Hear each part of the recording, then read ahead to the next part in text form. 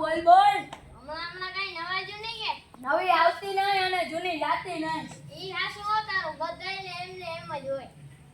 ગઈકાલે મેં મારી પત્નીને ફોન કર્યો કે તને પિયર ગયા ત્યારે 10 દિવસ થઈ ગયા. તું તો મને યાદ જ નથી કરતી. મારી પત્ની કે હું પણ કઈ હોતું નથી. ચારે બાજુ તમે જ દેખાવશો.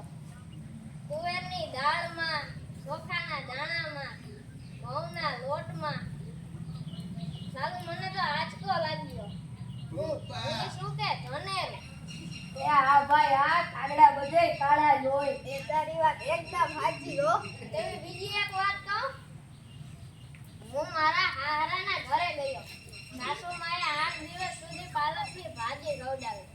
9મા દિવસે પૂછ્યું, બોલો જમાઈરા, બનાવું. સીધો મેં કહી દીધું, મને ખેતર બતાવી દ્યો ને, હું જાતે જ શેરી લઈશ. ઓહો, ખરી તે તો.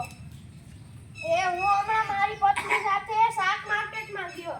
ઈ મને કે 2 કિલો વટાણા લઈ લો. હું કહું લઈ લે, એમાં હું પૂછવાની વાત. ઈ કે પૂછવું તો પડે ને, આ 2 કિલો વટાણા બોલવાના તો તમારે જ છે ને. અરે ભાઈઓની ક્યાં માંડો છો? આજકાલની પ્રજાને જો ને, મારી ટિંગોરના હાથમાં ફોન આવ્યો એટલે બસ પતી ગયું.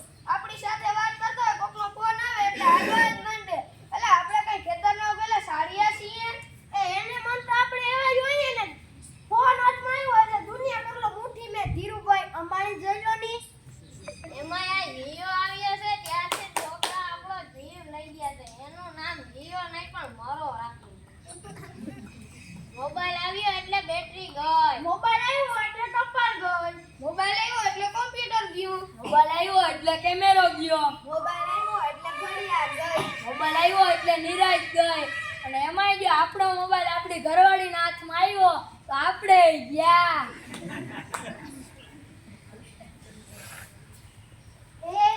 જીઓ ઉપરથી મને યાદ આવ્યું.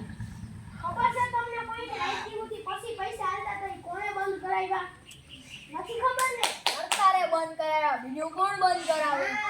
ઈ પછી પૈસા એટલે કાવલી વાળા જીઓ વાળા મુકેશ અંબાણીએ બંધ કરાવ્યા. એ કેવી રીતે? જો હું કહું, મુકેશ અંબાણીના લગ્ન થતા હતા ત્યારે કાવલી એટલે ઘણા બધા પૈસા કહેવાય. ત્યારે પેલો ગોરમાએ દ્વારે ઘડીએ કીધા કે પાણીની ચમચી ભરો ને મૂકો પાવલી. ગણપતિ પૂજન કરાવે ને કે મૂકો પાવલી. પેલો ફેરો ફરે ને કે મૂકો પાવલી. બીજો ફેરો ફરે ને કે મૂકો પાવલી. એ એટલે મુકેશ અંબાણીને એટલી ખીચડી કે આખો દેશ મને મુકેશ અંબાણી કહે છે અને ગોરમાએ મૂકો પાવલી કહે છે. મોટો થઈને પાવલી બંધ ન કરાવું તો મારું નામ મુકેશ અંબાણી નહીં. અને જો કરાવીને બંધ એ ખરી કરી દે તો. એમાં આ જીઓ આવ્યો છે ત્યાં, એમાં આ મોબાઈલ આવ્યો છે ત્યારથી છોકરા કાંઈ બગડ્યા છે. જાણે મોબાઈલ જ એનો બાપ ને એની માં ના હોય. એમાં આપણા છોકરાઓને તો વાત જ ના થાય. વરાસે મોકલ્યો હોય તો તાપી જઈને બેઠો હોય, હવાડાના ડાટા કાઢી નાખે એવા છે.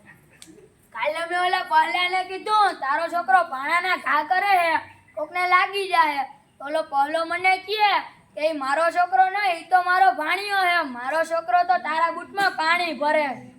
એ લાટા પાટા હણગાર કરીને નિહારી મોકલ્યો હોય, આવે તો પડવલ કાગડા જેવો થઈ જાય.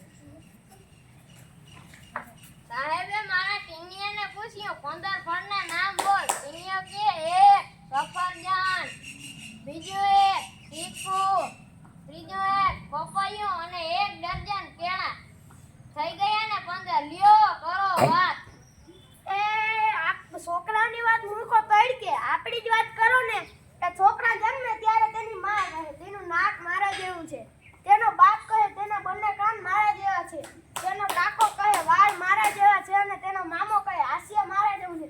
મોટો થઈને એક છોકરો કંઈક ના કરવાનું કરે ત્યારે બધા એમ કહે ખબર નહીં આરામ કોના જેવો થયો છે. હાલો સૌના ઘરે જઈએ. આ બધા તો નવરા છે, આપણે થોડા કઈ નવરા છે.